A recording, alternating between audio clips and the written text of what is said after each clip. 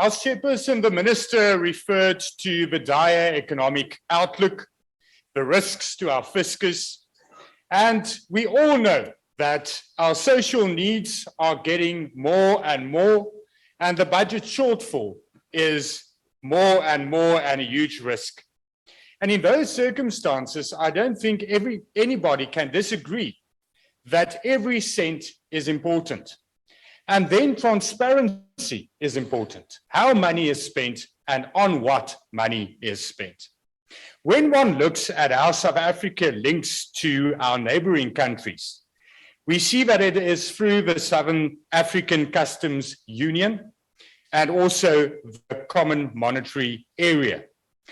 The CMA agreement, Chairperson, determines that the rand circulates freely in these countries. The governments of these countries, Eswatini, Lesotho, and Namibia, is rewarded for this through a compensation agreement, which amounts to about 1.4 billion rand per year. In terms of the SACU agreement, South Africans' SACU payments will amount to nearly 80 billion rand. I repeat, 80 billion rand for this fiscal year 2023-24, 80 billion rand. Yet, little is known about how the SACU payments are calculated. National Treasury fails to publish the calculations for the CMA compensation and the SACU payments. Why? Because taxpayers deserve to know how these calculations are made and how their money is spent. Transparency is needed. Likewise, Chairperson, taxpayers deserve a national treasury which fulfills its constitutional obligation to ensure both transparency and expenditure control in each sphere of government. Since the adoption of the Constitution, that has been the obligation of Treasury.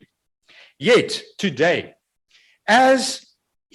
with each budget vote speech, the Minister said that the public procurement bill will be introduced soon. This has been the case for at least the last 5 years.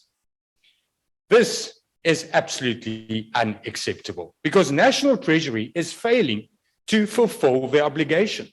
They are failing to prevent corruption. They are failing to prevent grey listing. They fail to prevent it by also having a sluggish and a tortoise-like approach to the General Monies Amendment Bill that was introduced in this House, which led to the grey listing.